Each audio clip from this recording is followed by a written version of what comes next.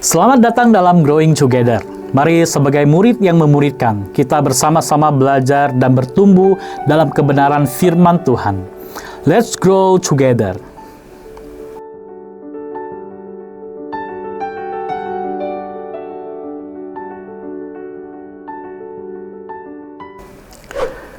Saudara-saudara, orang tua dulu sering bertanya kepada anak-anaknya, "Nak, kalau sudah besar, kamu mau jadi apa?" Ada anak yang menjawab, mau jadi pilot, polisi, dokter, astronot, mau jadi pengusaha, ada juga yang mau jadi guru, dan masih banyak cita-cita lainnya. Saudara-saudara, cita-cita bisa dikatakan merupakan keinginan atau tujuan yang ingin dicapai. Dari kecil, anak-anak ditanamkan untuk mempunyai cita-cita atau tujuan hidup. Walaupun tidak tahu cita-cita tersebut tercapai atau tidak, namun orang tua selalu memotivasi anak-anaknya untuk mengejar cita-citanya. Seperti yang terkandung dalam kata-kata bijak. Kejarlah cita-citamu setinggi langit. Kata-kata bijak ini bermaksud mendorong anak-anak mempunyai cita-cita yang tinggi dan mendorong mereka untuk menggapai cita-cita tersebut dengan upaya yang sungguh-sungguh. Demikianlah orang tua dulu menanamkan tujuan hidup kepada anak-anaknya. Saudara-saudara, saya rasa menanamkan tujuan, motivasi, dan mendorong anak untuk mencapai cita-cita merupakan hal yang harus kita lakukan sebagai orang tua. Namun selain itu, sebagai orang Kristen, ada hal yang lebih penting yang harus kita tanamkan kepada anak-anak kita, yaitu mengejar hal yang kekal. Seperti yang diajarkan Tuhan Yesus di dalam Matius pasal 6 ayat 33. "Tetapi carilah dahulu kerajaan Allah dan kebenarannya, maka semuanya itu akan ditambahkan kepadamu." Saudara-saudara, mungkin sebagian kita bertanya-tanya, apa sih maksudnya mencari kerajaan Allah? Saudara-saudara, kerajaan Allah bukan menunjuk kepada wilayah atau tempat di dalam dunia ini, namun menunjuk kepada pemerintahan Allah yang berdaulat atas umatnya. Jadi, bisa dikatakan bahwa mencari kerajaan Allah berarti umat yang mau hidup dipimpin oleh Tuhan atau umat yang membiarkan Allah memerintah atas hidupnya.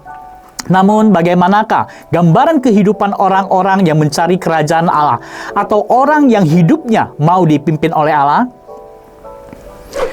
Saudara-saudara, di dalam suratnya kepada jemaat Roma yang tertulis dalam Roma pasal 14 ayat 17, Rasul Paulus menyatakan, "Sebab kerajaan Allah bukanlah soal makan dan minum, tetapi soal kebenaran, damai sejahtera, dan sukacita oleh Roh Kudus."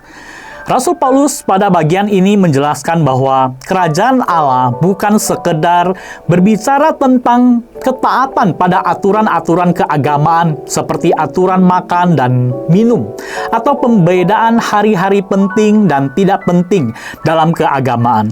Semua ini hanya akan menjadi aturan agamawi jika dilakukan tanpa motivasi untuk menghormati dan memuliakan Tuhan.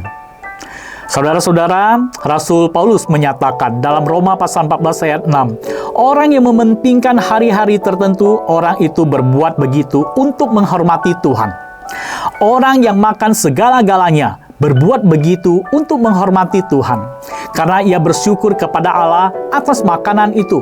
Begitu juga dengan orang yang makan hanya makanan tertentu saja. Orang itu juga menghormati Tuhan dan bersyukur kepada Allah."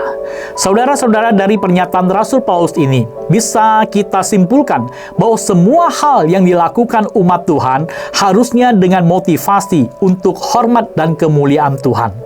Dan tidak sampai di sana saja, Rasul Paulus juga menekankan bahwa totalitas hidup umat Tuhan harus diberikan kepada Tuhan. Seperti tertulis di dalam ayat 8, "Jadi baik hidup atau mati, kita adalah milik Tuhan." Jadi saudara-saudara, dari penjabaran tadi menyatakan kepada kita bahwa ekspresi kehidupan orang yang mencari kerajaan Allah atau orang yang hidup dipimpin oleh Allah akan mempunyai motivasi menghormati Tuhan yang diwujudkan dengan mempersembahkan totalitas hidup mereka untuk Tuhan. Kondisi ini terekspresi dalam kehidupan mereka. Mereka akan hidup dalam kebenaran, membawa damai sejahtera dan sukacita dimanapun mereka berada. Mereka disebut orang benar bukan karena pintar berbicara firman Tuhan atau doktrin, tetapi juga melakukan firman Tuhan di dalam kehidupannya. Contohnya, Bapak Ibu Saudara sekalian, berhubungan dengan sesama. Mereka mau membantu orang susah, mau berbagi dengan orang yang kekurangan, dan juga mau menguatkan orang yang lemah.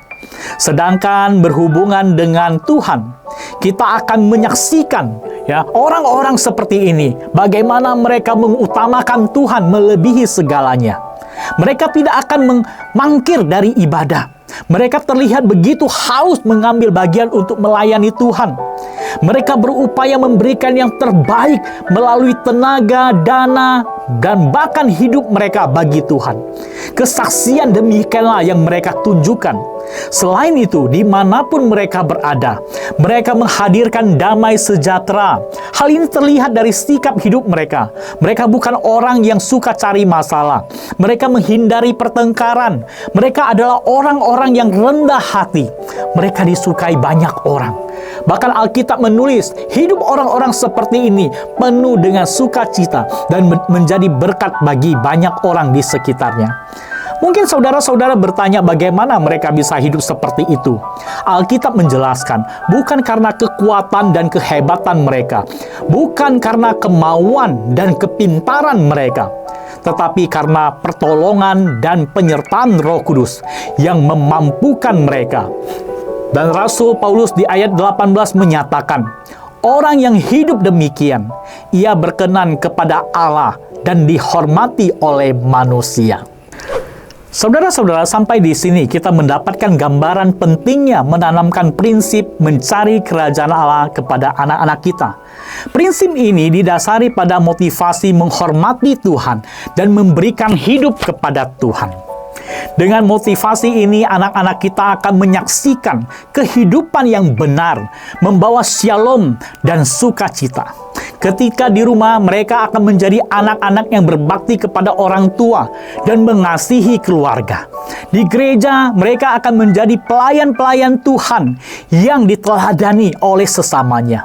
Di lingkungan sosial, mereka akan menjadi orang-orang yang dihormati.